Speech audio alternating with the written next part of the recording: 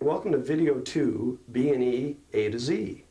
This video is designed for professionals, cops, locksmiths, security personnel that need to know how to do quick entry, sometimes covert entry. We don't limit the sale of this video, so we ask that you pay attention to laws and your own morality. As a friend of mine said, that's why they make windows, to keep burglars out. Well, we're not aiming towards burglars, we're aiming towards people that need to know the most efficient way to get in any building. And that's what this tape is all about.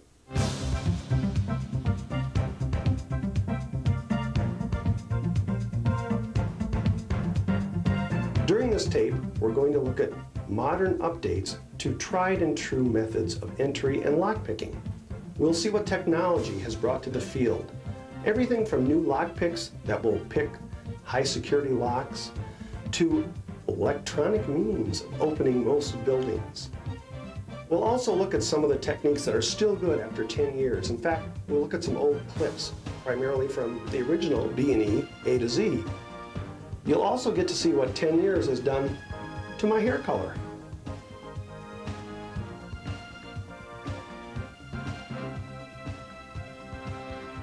There are 4 different elements, no matter whether you're an intelligence agent, SWAT team, or a locksmith, you need to consider. One of the fast approaches that's becoming more popular every day is to simply take a few blocks of C4 plastic explosive, a good detonator, set it up by the door or building you need entry to, and then vacate the premises. However, we'd like to look at a little more practical approach that doesn't do quite as much damage. Police, we have a warrant. Open up. Police, we have a warrant. Open up.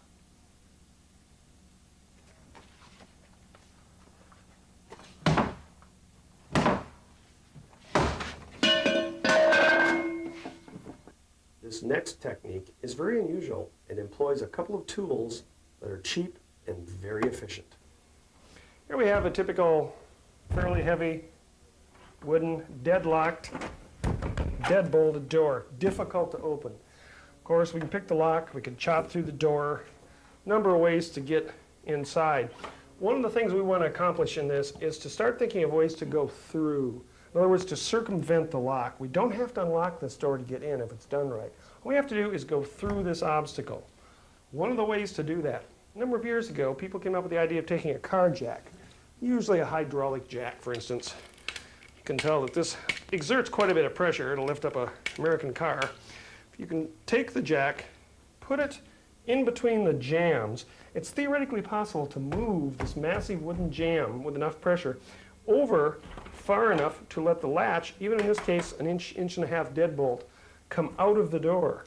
Now obviously jack isn't going to make it all the way over. So the way people did this was took blocks of wood, propped the jack up, tried to extend it out as far as they could, put other blocks of wood in front of the jack to press against the jamb. From personal experience, I can tell you this is really rough.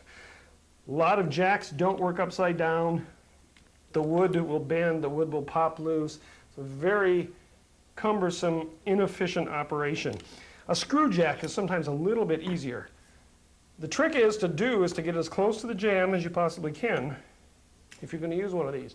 Well, a couple years ago, somebody took this concept and thought, you know, I can do a better job. And as such, we have a tool known as the jam spreader.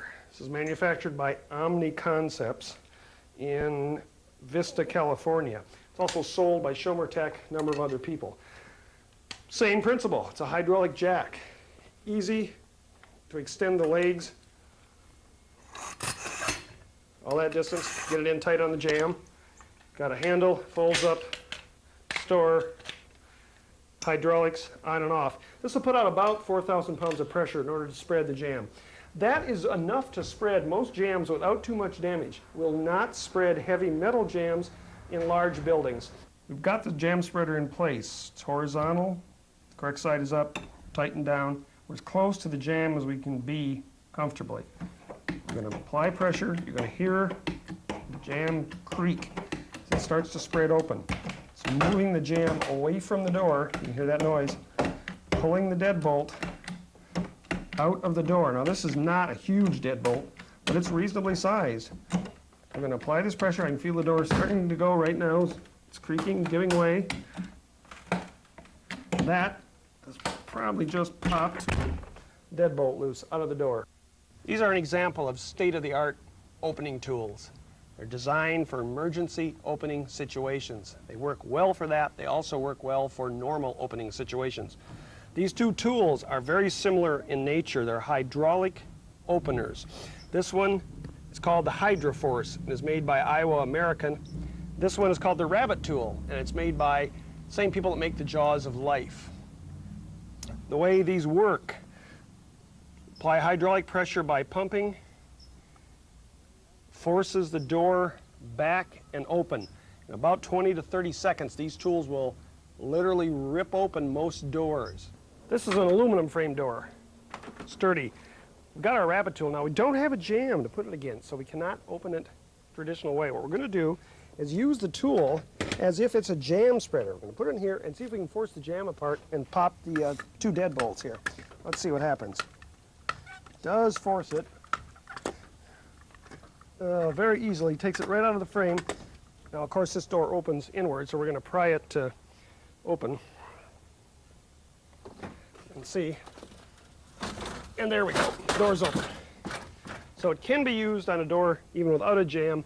Using it like a jam spreader, force the frame away, and you can see the length of this bolt, how effectively it forces it. Even though our door is not in a wall, not reinforced, principle still applies. It bends the metal, forces the door out. Even padlocks have a SWAT opening technique. This is a typical laminated master type padlock.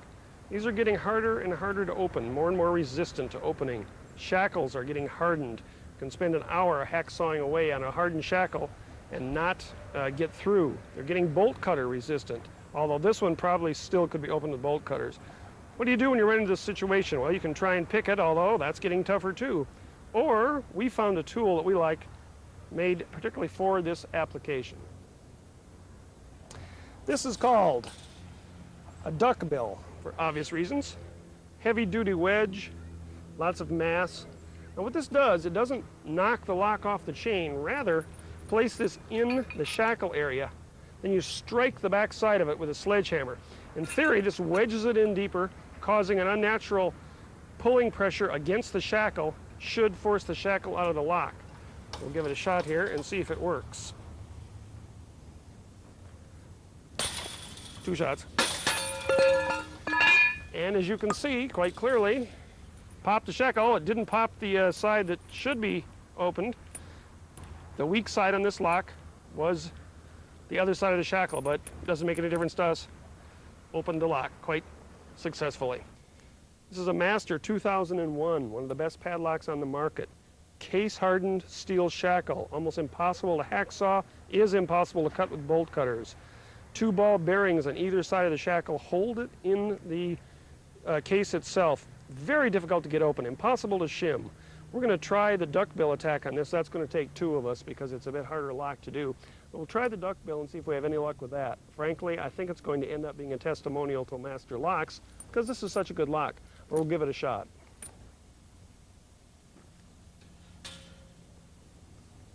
Just kind of hold that.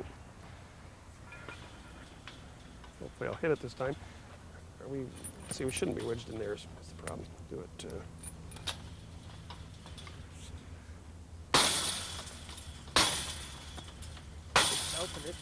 And there, in 2 strokes, because I went an extra one, and it did it. Look at this. Look at this. 2 strokes opened one of the toughest locks available.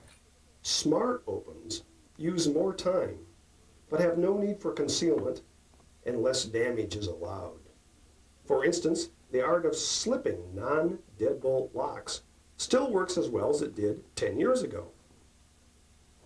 First thing we're going to look at here is spring-type plungers. Now this is a common door lock used on most doors, where the bolt is not a deadbolt, but rather is held in place by spring pressure. In other words, you can push it back by pushing against the spring. So when I shut the door, the bolt will retract and be held in place. This locks the door. This is a lock, normally is a key and knob lock, locks from the inside. This is common on houses, apartment buildings, hotels, etc. This is the infamous lock we see in all the James Bond movies where somebody gets a credit card and opens the door to the CIA safe house. That is possible. Way to tell if it's possible is to look at the door and see which way it opens and shuts.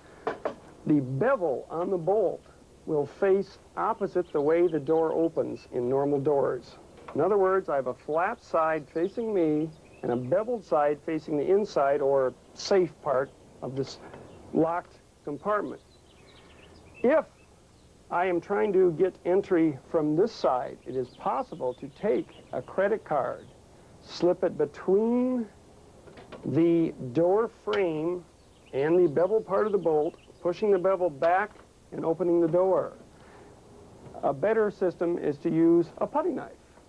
Even a kitchen knife will work, but a putty knife is flat, broad, very thin, and will go between the door frame and the bevel quite easily, forcing the bevel, due to its natural angle, back.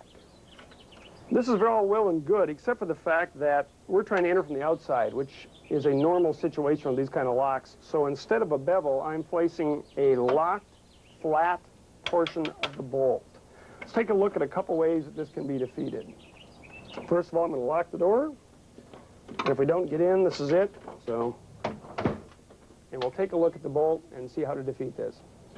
These are two examples of linoleum cutting knives or scoring knives. They're extremely sharp, which is evidenced by this cut you'll notice in my knuckle. When I was practicing this move, because of the shape of the knives, they can be used to push or pull, depending on their curvature, a spring-loaded bolt. Now in this instance, since we've ascertained the door opens outward, the flat part is facing us, we know we have to retract the bolt this way. I'm going to choose the knife with the more radical circle cut. I could use this knife to push if it was a flat, or rather a beveled bolt. I'm going to reach inside between the door jamb and the door itself, grabbing the bolt with this knife, retracting the knife towards me and trying to force the spring bolt. That's how long it takes to open this type of door, which is still locked, you'll notice. All I did was slip the bolt. You can see scratch marks on the bolt itself. If you're investigating this type of thing, look for scratch marks across the top of the bolt and down the face of the bolt made by this knife as it retracts the spring into the door, opening the door. It leaves the door locked, but it does allow bypass entry without picking. There's one other way to defeat these locks that I find quite expedient. Let's lock it again, shut the door. Now I'm going to get, this is an ice pick or an awl. It's fairly sharp, fairly sturdy. What I'm going to attempt to do with this is again go between the strike plate that's mounted on the wall and the door into the bolt. In order to make this function, I need to actually go into the surface of the bolt, which luckily is made of fairly soft metal. So we're going to jam the ice pick into the bolt, then retract the bolt by pressure, and you can see as we zoom in or as we get on the bolt here that the ice pick is actually sticking into the bolt, and that's all the pressure it takes to retract the spring of this bolt into the lock opening the door. A small but important milestone in the art of slipping locks was the development of variable thickness plastic wafers. These wafers are designed specifically to go between the door jamb and the strike plate and slide back spring-loaded locks. They work better and they save wear and tear on your credit cards. This is a look at the Super Mica in use. This stuff is flexible enough you can actually bend it to get around corners, do window latches, and it's pretty forgiving, comes back to its original shape pretty good. We're using a fairly thick piece. I'm going to go into this door latch and simply pop the latch back and open the door. Very effective stuff, better than credit cards, very handy. The Smart Open for combination padlocks, it hasn't changed in 10 years. There are a number of ways to open combination padlocks. The Smart Open, of course, is still to purchase a code book that gives the combination of all padlocks currently on the market and upcoming. You simply look up the combination by the serial number and open the lock. A while back, I ran across an article in a California newspaper about a small town in California where the residents came home only to find virtually every garage door in the town wide open. The article went on to speculate about UFOs coming overhead and mysteriously opening garage doors.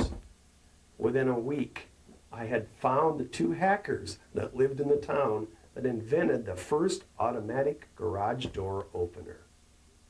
This little clicker that can be purchased in many hardware stores is the heart of the garage door opener, but it still needs to be programmed correctly. The automatic garage door opener truly is a revolution in the art of opening buildings. This is the first unit that I found, made very crudely. You can see the wiring, no board, one generic clicker, but it will open most doors that have Genie type opener and gates, I might add, in the US. Tech revised this concept by taking two of the most popular RF clickers and incorporating that in their unit. They sell to law enforcement only. Garage door openers are not the answer to every problem. There are a number of different brands on the market, including Stanley, Black & Decker. Genie has 6 different models of their own. Each one uses a different frequency and a different code. Here we see Tech's unit in action. You'll notice it took a little while, but it did catch the code and opens the door. Here we see John walking down the street with a unit from Intelligence Incorporated in his pocket. This unit has 3 RF sections, so it actually catches more doors. You'll notice as he walks by, some of the doors open, including doors he may not want to open because the range can be greater than you anticipate. Something else to remember when you're using these units is that they will also shut doors if they're already open. This can be unfortunate if someone's in their garage working on their car and the door unexpectedly shuts on their head. Perhaps the most exotic entry tool ever invented was conceived by a gentleman I know. I was picking up some labels from my printer, and he said, "You know, I've got this friend that invented something that will pick any lock ever made." I tried to explain to the guy why this was impossible, and he said, "No, call my friend Bob and take a look at the mule tool." When I went to meet the inventor of the mule tool, Bob, I met him at a hotel where he was trying to sell the mule tool to the security officer of a major hotel chain. The guy said, "Look, I'm sorry, we can't demonstrate it because I locked my keys in my office, and it's a steel door with a Medico high security lock." Bob said, "No problem," and 30 seconds later, we were inside the guy's office. I said, "I'll take that tool," and the guy said, "No, you won't. I was here first. I'll take it."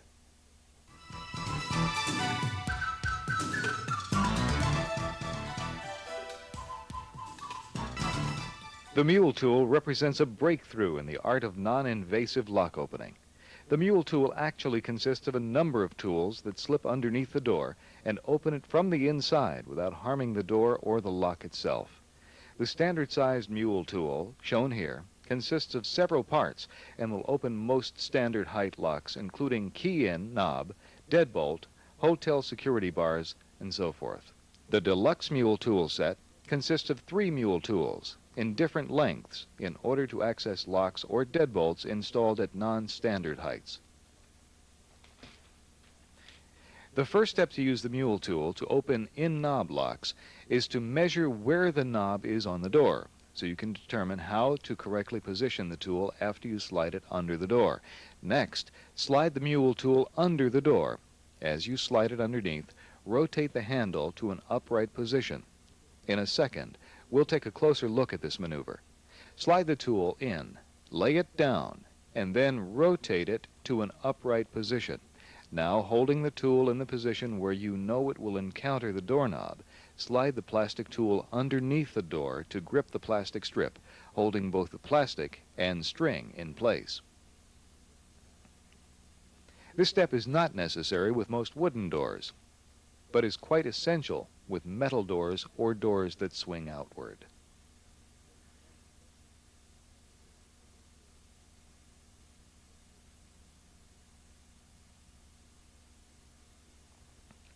At this point, bring the tool upright by pulling back with your right hand. You should actually bounce the tool against the inside of the door to make certain it is in the correct position to place the rubberized fabric over the interior doorknob. Then pull the string while sliding the tool toward the doorknob to position the fabric gripper over the knob. Next, move the mule tool back to the right, away from the doorknob, to wrap the fabric around the knob. At this point, simply pull the string and open the door. Let's take a look at the mule tool in operation from the inside of the room. In this instance, we're going to use the file folder to help slide the mule tool underneath the door. Once the file folder is in place, the tool is placed inside and pushed under the door. Once the tool is in position, remove the file folder and push the tool forward until you reach the previously determined position. Now bring the tool to the upright position and tap it against the door. At this point, you pull lightly on the string and move the tool so the fabric wraps around the doorknob. Again, this is done by moving the tool to the right and pulling lightly on the string to place the fabric securely on the doorknob. Then, as you pull the string, the knob turns and the door opens. Like any other tool, the mule tool set requires a little practice, but as you can see, it will open most doors in a matter of seconds in the hands of a skilled operator. The same mule tool can be quickly modified in order to open single-cylinder deadbolt latches. In order to prepare it for deadbolt work, remove the fabric and attach the single string using a slip knot, as Bob's doing to the mule tool.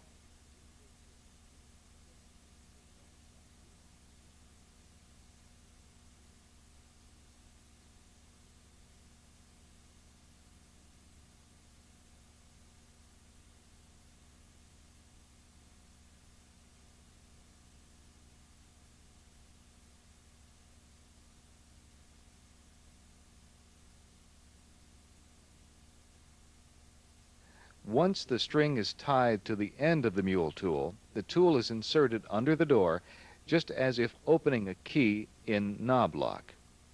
It is then rotated up against the door and over to the lock itself. At this point, the string wraps around the deadbolt, placing you in a position to simply push up on the mule tool in order to unlock the deadbolt.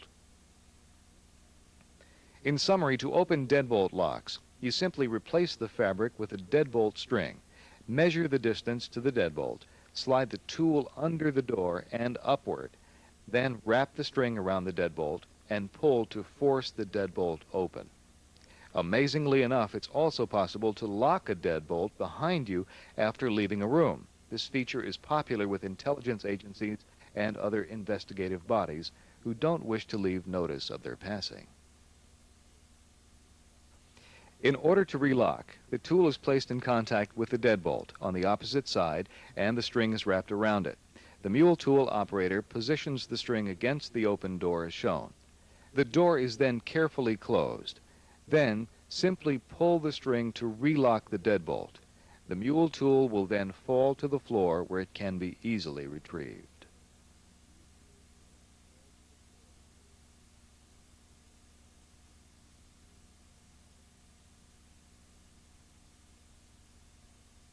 Then, simply pull the string to relock the deadbolt.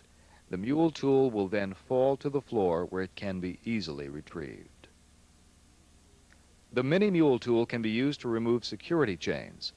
Open the door as far as the chain will allow, insert the mule tool as shown, and snap it to the right. This bounces the chain out of the slot, freeing the door. Hotel-style security bars can also be opened with a mini mule tool. Again, the door is opened slightly and the tool inserted as shown. The mini mule tool is put in the door and then moved to the right to remove hotel-style security bars with no damage to the door. It's also possible to relock a security bar by employing the same tool in the manner shown. Once again, this effectively relocks the door with no evidence of original opening.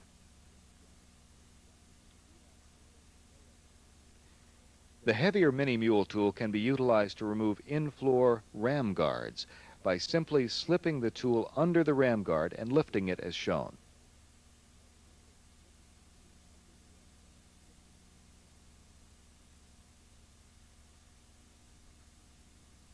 The mule tool is also designed to open exit bars, or as they are more commonly known, panic bars.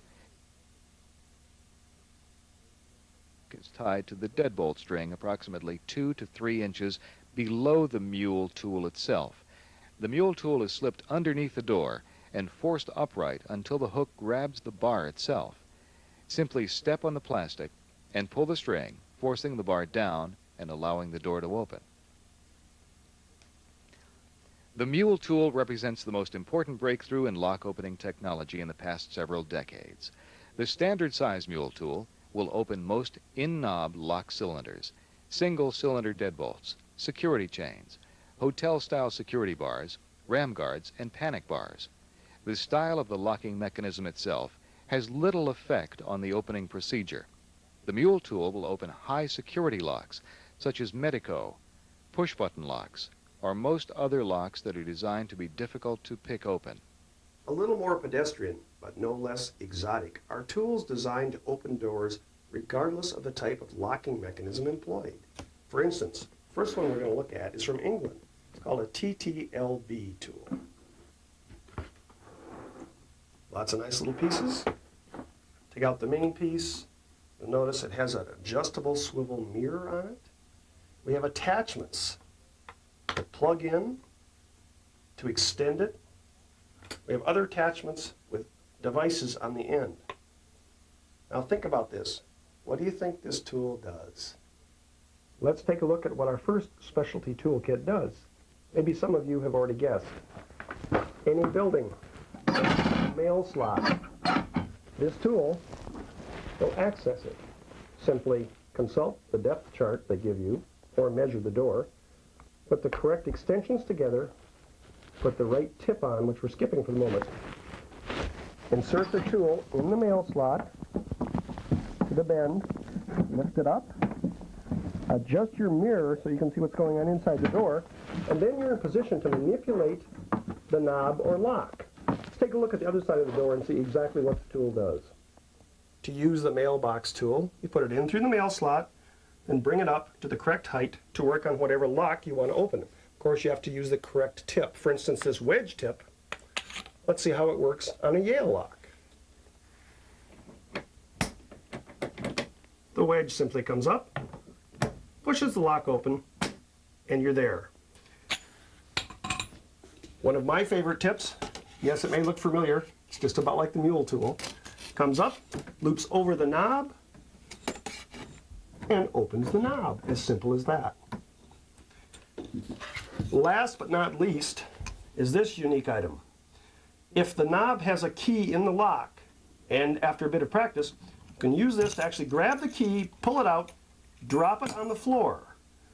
Hopefully on the floor you put a newspaper or a thin pan. You pull it back under the door, and you have your keys to go around the front and open the knob. We're seeing more and more specialized opening tools come on the market.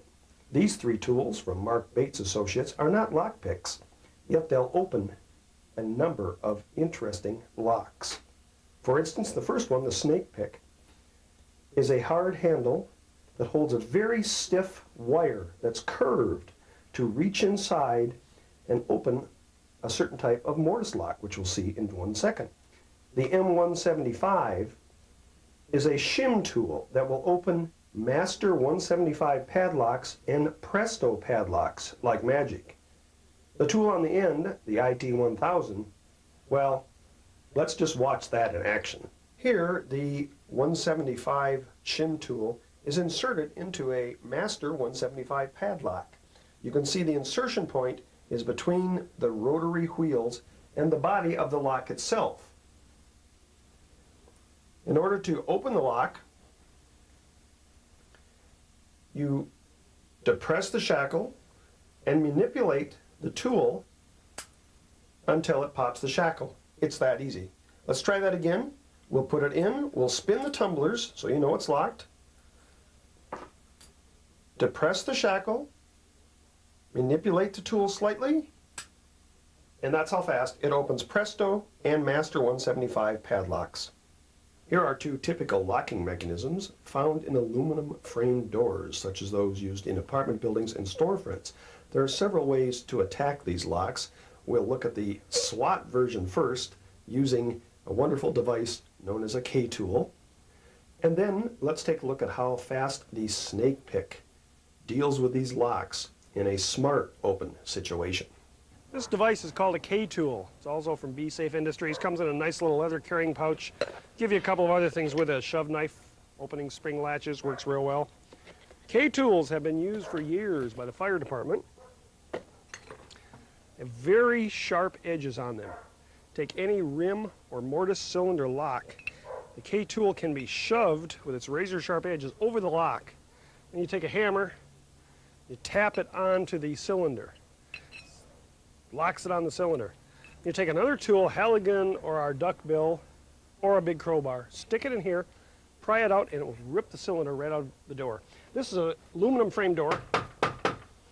Nice heavy cylinder. We haven't practiced this. We're going to try it. We're going to take the K-tool, put it on, try and rip it out. Let's see what happens here. We want it on the cylinder, not on the guard ring. We're going to use our handy duckbill. See if I can tear it out. Right out of the door. This is a snake pick. It's made in Canada. It's a high tensile stainless steel wire designed to go inside the cylinder, catch the bottom of the rolling cam, and unlock the door. And we're going to do that now. This thing is really quick. So basically what we do is we come in here and we grab the bottom of the cam, go all the way to the back. I'm touching the cam right now. You have to put quite a bit of pressure on it. There we go. And rotate the cylinder like so, pull it out, open the door. This is the Adams right strike that you saw in the outside door. The snake tool is inserted in the cylinder, and a couple of points to understand is that it won't work on every lock or every cylinder. And the reason is there's got to be enough room for the tool to be inserted and go all the way to the back of the lock.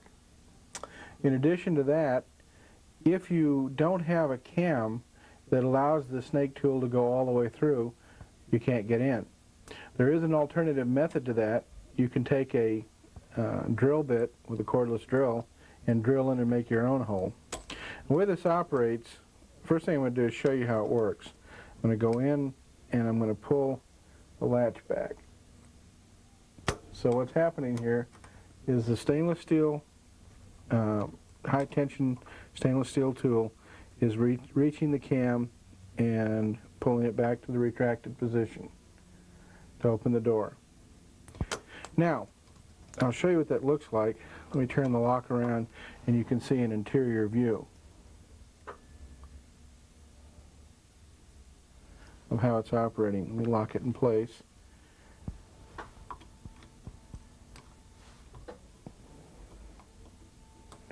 As you can see, the tool grabs the latch and pulls it back. That is a spring latch. And that's how you unlock the door. Now we're going to take a look at the standard deadbolt mortise cylinder commonly seen in virtually every storefront lock. For demonstration purposes, I'm going to unscrew the mortise cylinder so you can get a clear look of what we're doing. The first thing that you've got to realize is that there's a roller cam right here. As you can see, the pick's hitting it. In order to get this deadbolt to retract, I've got to push the roller cam down and rotate forward. That's what the snake pick does. So I come in and I push the roller cam down. By doing so, it releases the deadbolt. The reverse of that would be to pull it back, and then the bolt goes back up. So when you go in, so if this were straight, as you go in here, you come down and you hit the roller cam, push it down, and it causes the deadbolt to unlock.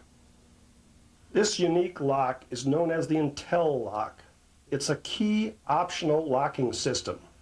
That is, one can open it by inserting a key and turning, or by simply turning the knob from side to side until the correct combination is reached.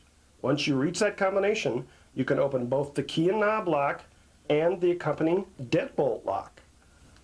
Let's see how to defeat the Intel lock system in just a few seconds.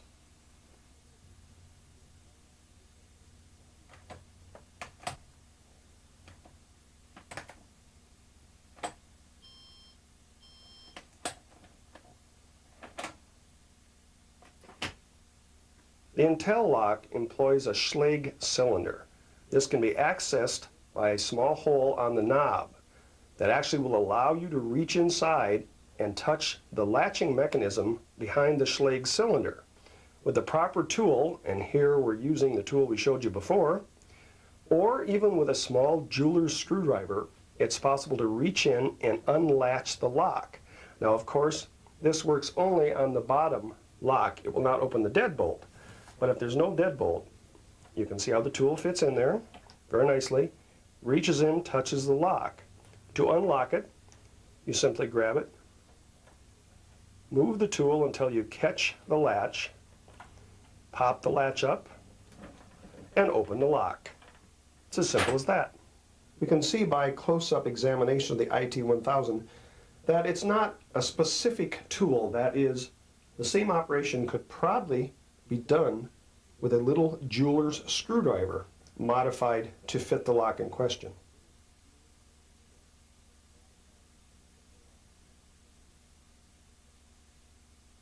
There's also a number of new or revised techniques in the art of opening automobiles, and in some cases actually defeating the alarm systems. Let's take a look at a couple of new things. First of all, we'll look at the Master Z tool. Now, the Master tool's been around for a while, but it's gotten better every year. This is the Master Z tool kit. It is composed of 2 or 3 tools and a wedge and a manual. The difference between this kit and most automobile opening kits is the number of tools needed to open almost every car available. The Master Z kit does this by allowing the user to change the configuration of the tool. In other words, to actually bend the tools by looking up the particular model of car or truck, following the bend chart, and then using the appropriate tool to open the door. We'll go out in the field and take a look at how well this thing works. One of the things I found before trying to gain access in any vehicle is to make sure that the car is locked. Oh, looky here. If you need to gain access to a particular door, you just open that one up. Now to demonstrate we're going to use the Japanese style tool here.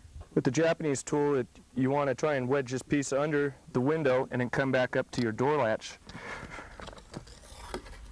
Slide that under. Once you feel it go under the window, you want to pull this piece back out to give yourself a little bit of room on the inside weather strip. And just gently pull it back. There it comes. And slide it gently back up into position. Rotate in, pull the door up, door's open. To remove the tool, gently pull it back down, rotate it around until you feel it come out on the other side of the window, and you're out. This is a view of the bend chart that the Master Z tool uses to accommodate itself to different cars.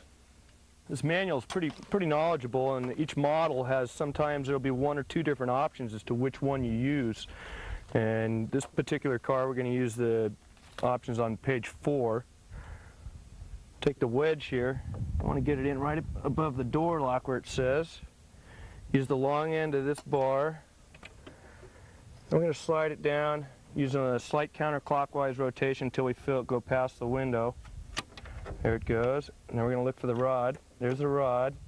We got it hooked on the rod. And there it goes, just unlocked.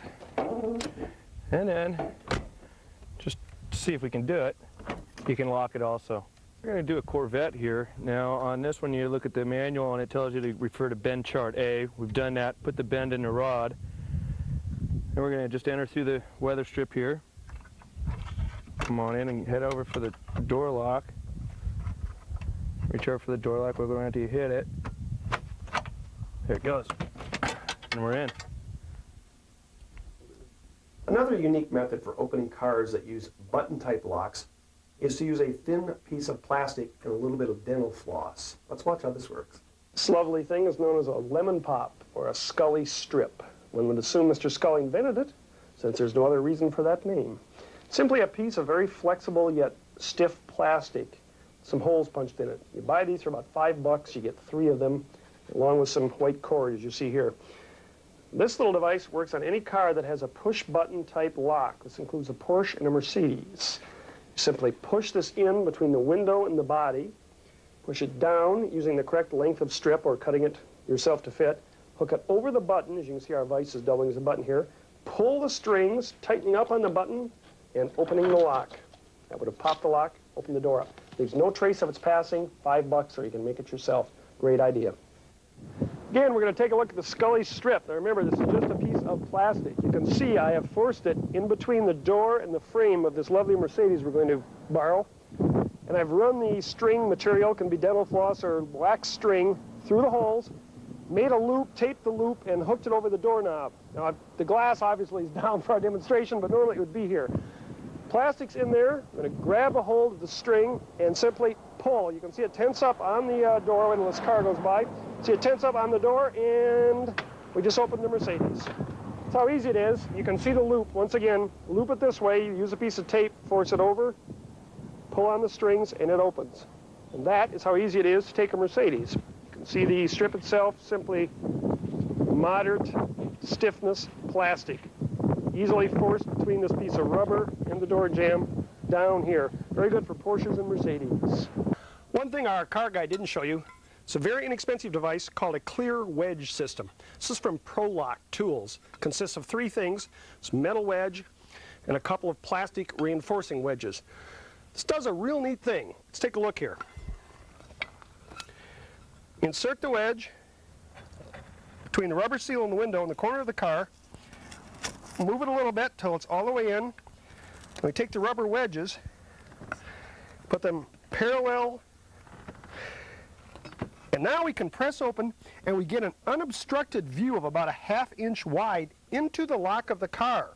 This is just excellent. You can then put a probe light down here or just shine a flashlight down here and you'll see what the locking system is. This lets you choose the tool or use the tool correctly to open the car very, very simply. They've all seen those commercials.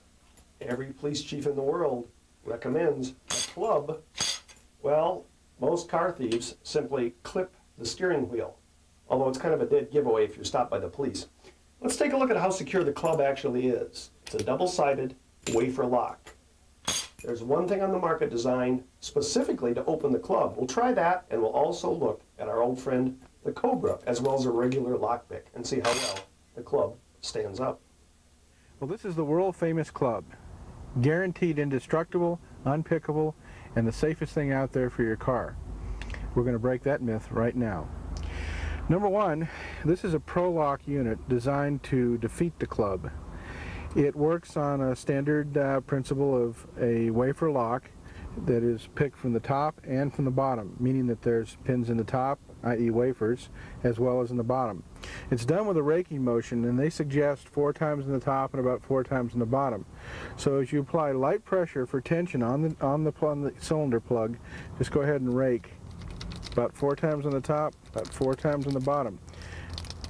And a little wiggle doesn't hurt either. You're looking for the release point. There it is. That is the release point. And if you work it, you can take the pick back as far as it'll go and twist the club around. Hence, it's unlocked. Well, if you can't afford a Cobra and you haven't got a ProLock unit, then let's resort back to the lowly pick. So place your double-sided tension tool into the club and rake the wafers on both sides. And there it goes. One unique item that's come on the market recently is similar to the automatic garage door opener. It's called the Alarm Dominator. Little black box, has a generic clicker type circuit in it. When you activate the unit, it simply sequences through all the possible codes.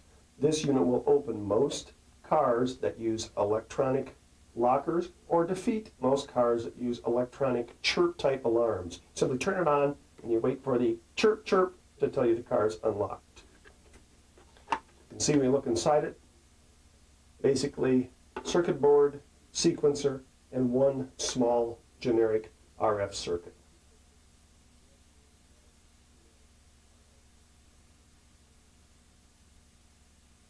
The basic skill of lockpicking is still very important in covert and instant entry.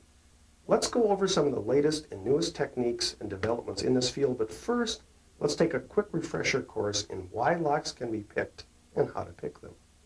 you'll notice in our cutaway lock, we put the key in, and the cuts in the key lift each individual tumbler to the shear line, allowing the inner cylinder to turn. This is the basis of how all pin tumblers and actually wafer tumbler locks work. This effort can be duplicated by using a number of other tools. The simplest way to attack a lock is to use the single pick. When we put the pick in the lock, we're trying to duplicate the action of the key exactly. Except you'll notice we're lifting each individual tumbler one at a time. As they get to the shear line, they will catch, or we hope they'll catch, especially when we apply a little tension.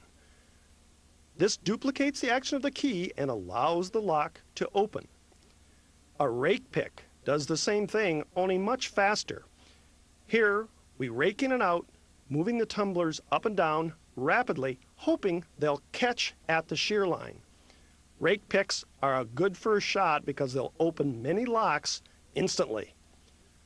Another option is to use the snap gun. The snap gun doesn't rake nor pick. What it does is actually bounces the lower pins against the upper or driver pins. As they bounce, the shear line is exposed momentarily. With a little tension on the lock will open as soon as the shear line is exposed. Snap guns are a great innovation and again will open many locks instantly. This drawing graphically illustrates how a good picking action lifts each tumbler individually. This is a standard Schlage cylinder that you would find in any industrial building. It is master keyed, and as you can see, it's been cut away to show you the pins. Now, when I remove this key, you'll notice the pins move up and down. This is the basis of how all locks work. In order to pick the lock, you have to get to the shear line. And if one pin drops from the cylinder from the top pin drops into the cylinder, then of course it locks up, and vice versa. If a pin comes from the bottom and goes into the top, then it locks up. So in order to get it to open, we've got to have them all even, creating an even shear line. As we watch a real-time pick effort on our clear lock, bear a couple things in mind. Most locks want a certain pin to be picked first, not always the first pin in the lock. Start with the pin that picks the easiest, then move on to the second one, and so on. Also remember, if you lift any pin over the shear line, the lock will not open. You must stop, release tension, and start again. Listen for the clicks as each pin snaps into place above the shear line, and the lock will open. When you rake a lock, put the rake pick in, move it back and forth rapidly, and sometimes you'll find the lock opens just that fast. High security locks are designed to be difficult or impossible to pick. Medico uses a bi-angled cut on each key, making it extremely difficult to pick, while Schlage Primus uses a sidebar to frustrate pick attacks. A couple of new tricks for picking locks have come to my attention. The first one is lubricate the lock. You can use WD-40, but we found a silicone-based lubricant such as Tri-Flow works even better. Simply shoot the Tri-Flow into the lock you're going to pick. This will help free up the pin action and allow the pins to move easier during the picking process. After lubricating the lock, it's necessary to test that all the pins are moving freely. There's no use wasting time on a lock that can't be picked because of foreign matter or sticky pins. To test the lock, insert your pick all the way to the back of the cylinder and lift all the pins above the shear line. Now very slowly withdraw the pick one pin at a time until you feel and hear each pin click into place.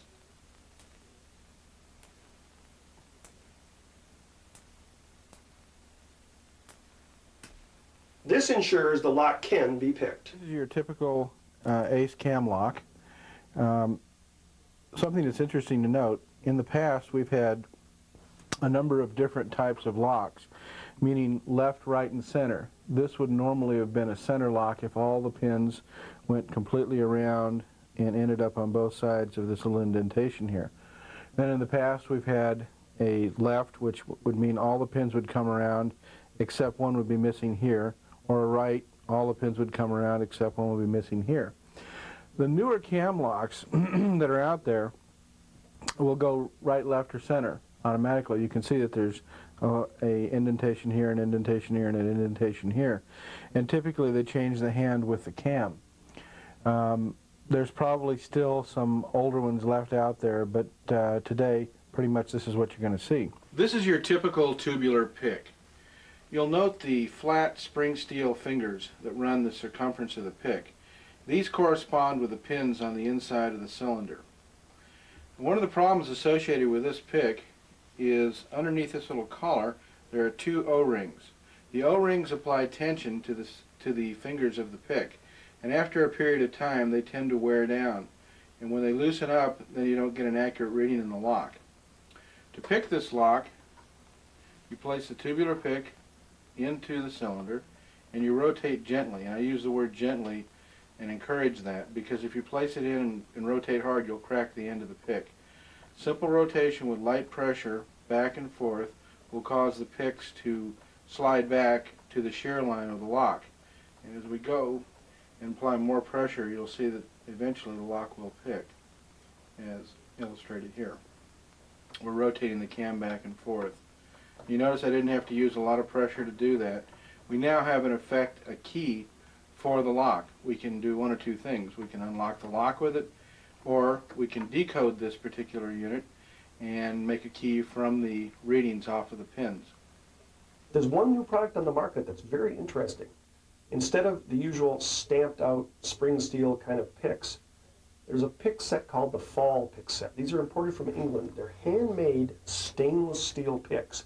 Now, this is important in itself. I've seen people open high security locks picking with these picks. Also, the best thing in this whole set is their tension tool. This is magic. We gave this to several locksmiths to try out. In a minute, we'll show you what happened. Basically, these tension tools, unlike every other tension tool made, grab the cylinder from both the top and the bottom. What this does is expose the pins so you get no blockage from the tension tool, making it much easier to individually pick the pins or rake the lock. It also spreads the torque over the entire face of the cylinder. This allows the cylinder to turn freely. These things are wonderful. This is the best pick set I've ever used. Again, let's go to one of my favorite locksmiths and see what he says about it. This is a set of Fall picks. They're made in England, and from what I've seen of them, as a matter of fact, what I've seen of them today, they're about the best picks I've seen on the market, period. In my opinion, these would be a set of picks that you would probably keep for a lifetime. They're made out of stainless steel versus the conventional spring steel picks.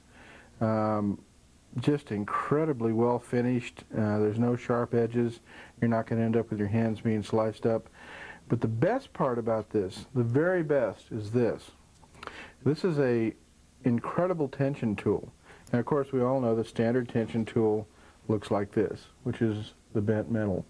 And while it's been around since the beginning of time on picking locks, the problem is that it gets in the way of the pick many, many times. This tension tool is incredible. It's about the best one that I've seen. It is the best one that I've seen anywhere. First of all, as I mentioned before, it's adjustable, and when it's inserted in the lock, like so, you leave all this area for picking. There's nothing in the way, and it fits snugly from the top to the bottom.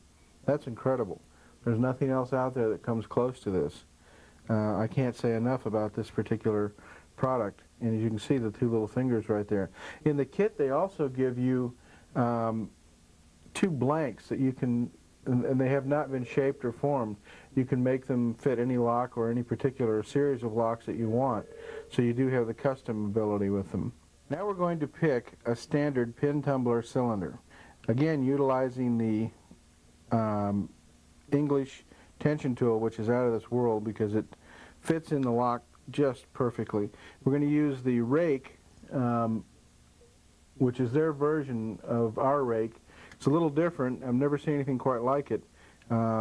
but it works great from what I've tried so far. So just insert it in the lock, light pressure with a tension tool and movement, moving the pins back and forth. Now I pick a little differently than most people do. I simulate the electronic pick. When I invented the pick, I used the same motion that I use in picking in the lock pick, and that's how the electronic pick came about. And there we go, it's released. As you can see, the cylinder turns. Now let's try the same tension tool, but let's use the Cobra electronic pick to do it. That should be real fast. You place the pick in, go to the back of the lock where it bottoms out, and just hit it a couple of times. There it is, it's picked. A little faster than hand picking.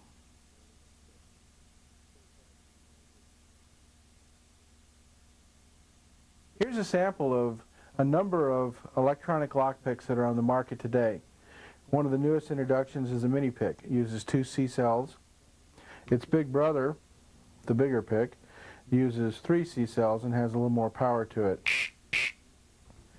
This one is made by a large lock company. It's actually a converted screwdriver from Taiwan.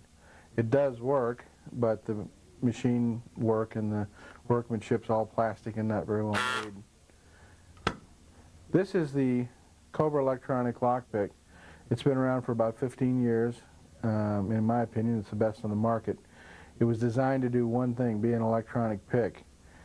It's got a replaceable and removable battery pack, and that is known as the Cobra 3 electronic lockpick. Its new big brother is called the Cobra Pro.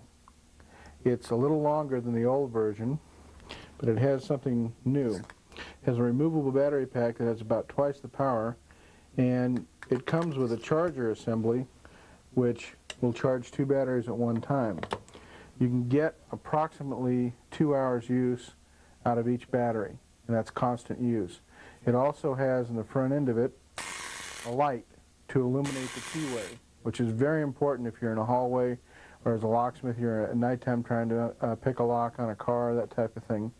It's also got some other interesting features. For one thing, it has really good torque, and that's controllable torque, meaning that you can reduce it down to the same kinetic energy that you would find at the highest setting, in other words, where it's just going at full speed. But if you have a small keyway, like a padlock keyway, you can reduce that, get the same amount of kinetic energy with just a slight movement of the pick. This is the adjustment for the Cobra electronic pick. You take the tension tool and you rotate it and unlock the side locker, and then you go to the bottom of the unit right here, insert the tension tool, and you can control the amount of tension or striking force. If I've got it open all the way, that's what it would look like. There's a tremendous amount of striking force there. But as I rotate this, I remove the pressure from the cam, we get less power. This is what it would sound like. That's still quite a bit of force, so we'll take it up a little bit more. This will be totally off. Barely touching it all. Come down a little further.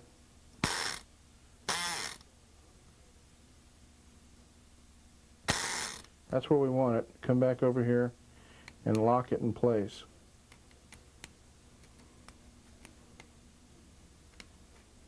Now it's locked. The important thing to note with the Cobra is that whether you have it locked in completely open position with absolutely a tremendous amount of striking force, or whether you've decided to pick a small keyway padlock or a high security padlock, you can get the same amount of striking force from totally open to totally closed. And that's very important, because if you don't have that kind of control, you can't pick the locks. This is the new tri-axis pick. It is said to be much quieter than the Cobra or any other lock, and I'll demonstrate that. Sounds like a very, very precision sewing machine motor as it goes back and forth. It uses a separate 9-volt battery container so that you can stick that in your pocket and pick the locks. That's the movement back and forth, very much like an electric carving knife. We're going to try this later on one of the doors. It's said to open all types of locks, including Medico and other high security locks, in just seconds, as well as pin tumbler locks. It's, if it works, it's quite an engineering feat. This is the new tri-axis pick. It comes with its own battery pack, which carries a 9-volt battery and is separate from the unit. The manufacturer claims that it will open all types of pin tumbler as well as high security locks, such as Medico and other high security locks. We've never tried this. This is our first time today, but we're going to try it on a standard Schlage cylinder and see what happens. I'm going to go ahead and insert the pick in the lock, like so, and hit the button. And nothing happens. In order to pick this lock, and this unit goes back and forth, as you can see, like so. In order to pick the lock, you have to have movement of the pins. The top and the bottom pins have to move to the shear line. Unfortunately, when I insert this in the lock and turn it on, it does absolutely nothing except go back and forth. There is absolutely no movement of the pins. Hence, there's no way in the world to pick the lock. Little disappointed, to say the least. This is a $500 pick, which would be great for carving turkeys, I'm afraid, but that's about it. We're going to go ahead and pick a standard Schlage cylinder. We're going to use the Cobra to do it. And I'm using the fall tension tool, which is excellent for use with electronic pick.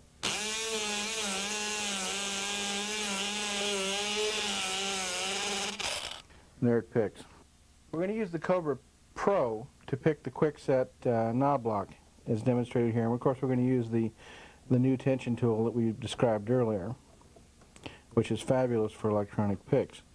Place the pick in, bottom it out at the back of the lock. Make sure that you've got free movement. If you don't have free movement, you're not going to pick the lock. Just hit the button.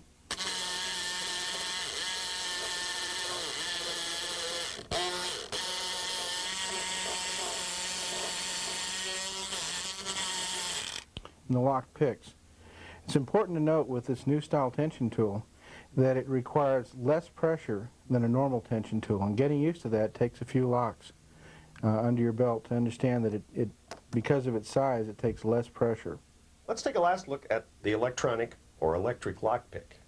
I think, as do the other locksmiths that consulted on this tape, the Cobra, in this case the Cobra Pro, with its lit keyway, thin needle, very high torque motor, high power rechargeable battery packs, and general shape, is by far the best type of this pick. It's a little expensive, but if you're a pro, you really need one of these. Secondly, I like the picks from Southern Ordnance, also sold by Intelligence Incorporated. The E100 or mini pick contains 2 C cells and a small motor. You can tell by the sound that it doesn't have nearly the torque of the Cobra. We found this will open low tolerance wafer locks, easy pin tumbler locks pretty well. We also discovered that it has more power if you use it upside down. If you get this pick, try it both ways. This is under $100, and for that it's a bargain. It's the only pick we've tested under $100, except for our little paper scissors, of course. Secondly, is the 300, also from the same people. This has 3 C cells and a much larger motor. Let's take a look at the E300 on a Baldwin lock. Now they tout Baldwins as being, quote, high security. From a consumer standpoint, I guess they're a little higher than Quicksets. I think they use chisel pins. They're certainly not a Medico or a Primus. E300 is used just like the Cobra. Put it in the lock. Got it in too far, you hear it hit the back. Pull it out. Light tension, back off. Light tension again. Catch the pin, there's a click, back off, and that's it.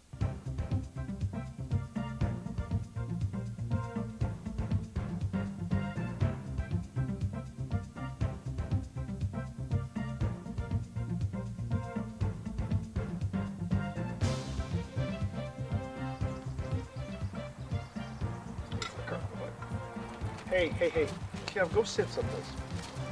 Okay, sit. Down. Kevlar, right there, down. Come on, down, hurry up. All the way down. Stay. Quiet. Ready? One thing our car guy didn't show you.